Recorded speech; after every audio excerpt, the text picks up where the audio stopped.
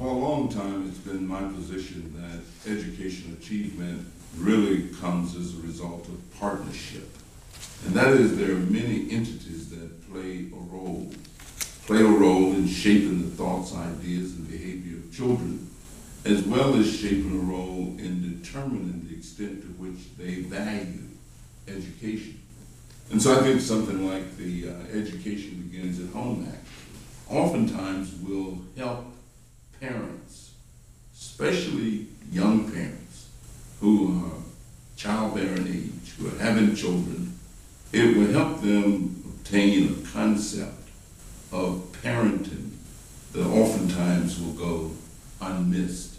For example, I'm a firm believer in discipline as a way of helping individuals to know what is appropriate, what is inappropriate, what is expected, what will happen if you do certain things, and what will not happen.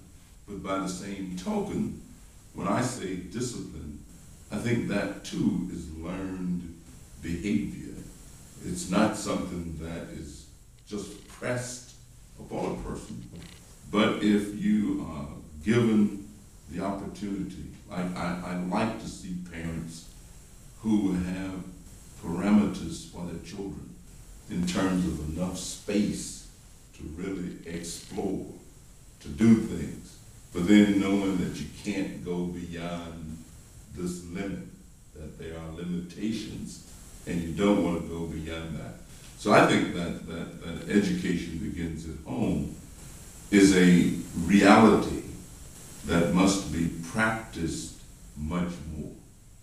Thank you very much, sir. The second question that I have for you, Section H of the law provides for the monitoring of the home environment as it impacts student performance. It suggested we should start to consider what happens at home as a key component in student success. So here's the first question with that in mind. Do you believe that parents should be held accountable, similar to teachers and principals, for how their children perform in school? Well, I've always thought of accountability as somewhat like beauty. It is in the eye of the beholder.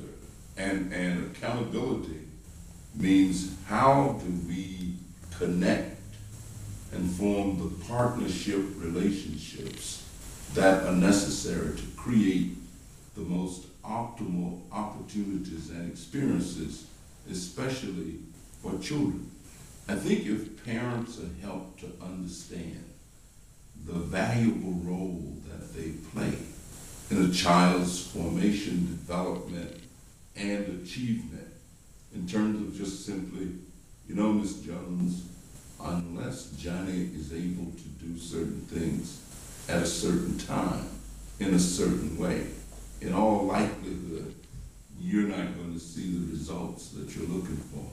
And so I come from the school of thought that suggests group development, and that family, church, early childhood activity, early childhood development. For example, I often challenge senior citizens to become consultants to young parents, not in terms of them being able to get paid, but I will often go to a senior citizen building and I'll say, look, I didn't bring any trinkets, I don't have any pot holders, but I do have some thoughts.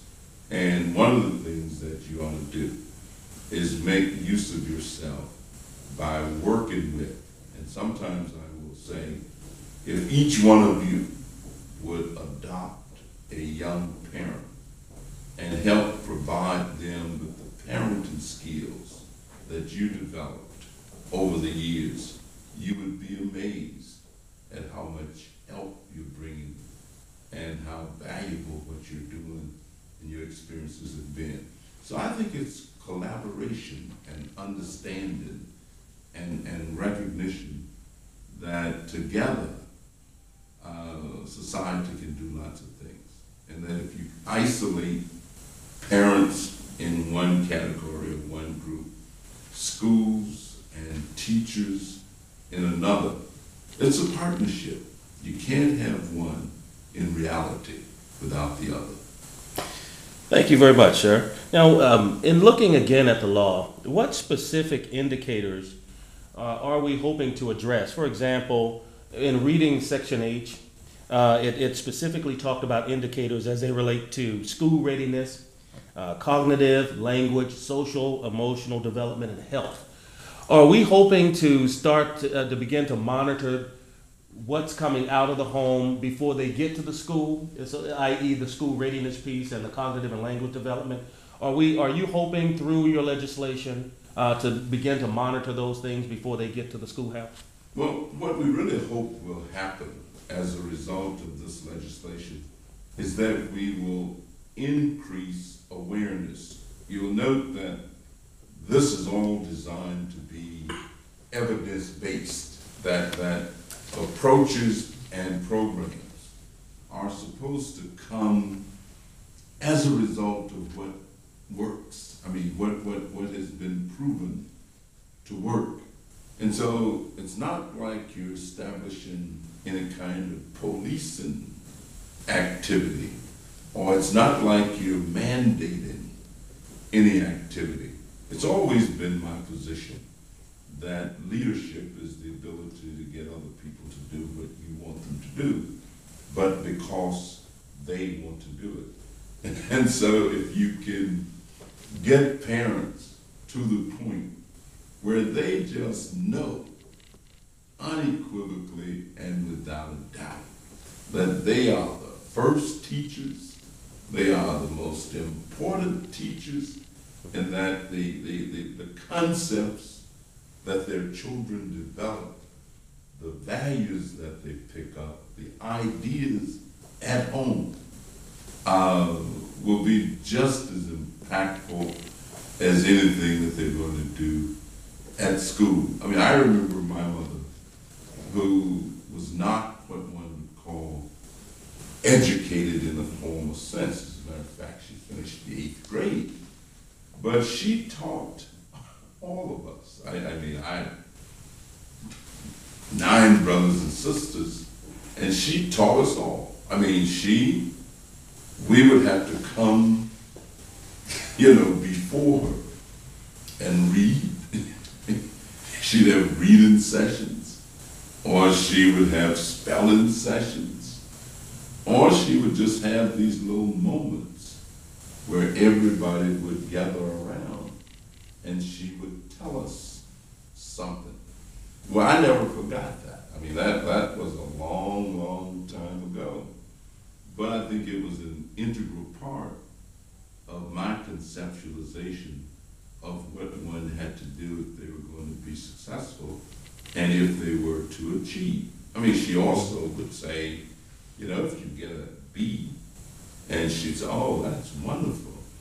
But I guess they didn't have any A's.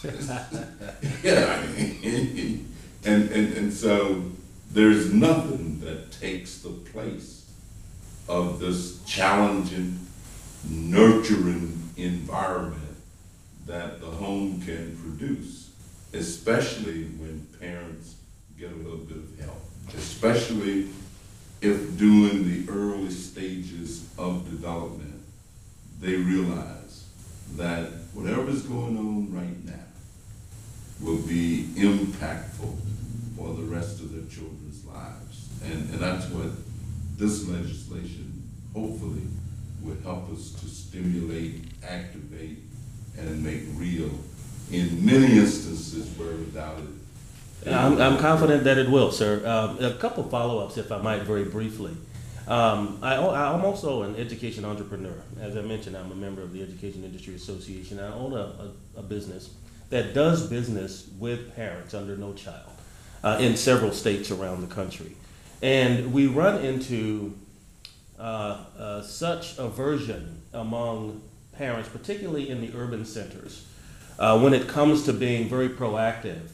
I have a home-based model where we actually go to the house, regardless of where that child lives, knock on the door. We're operational 7 days a week. We'll come and service your child Sunday after church if you so desire. And we still run into resistance.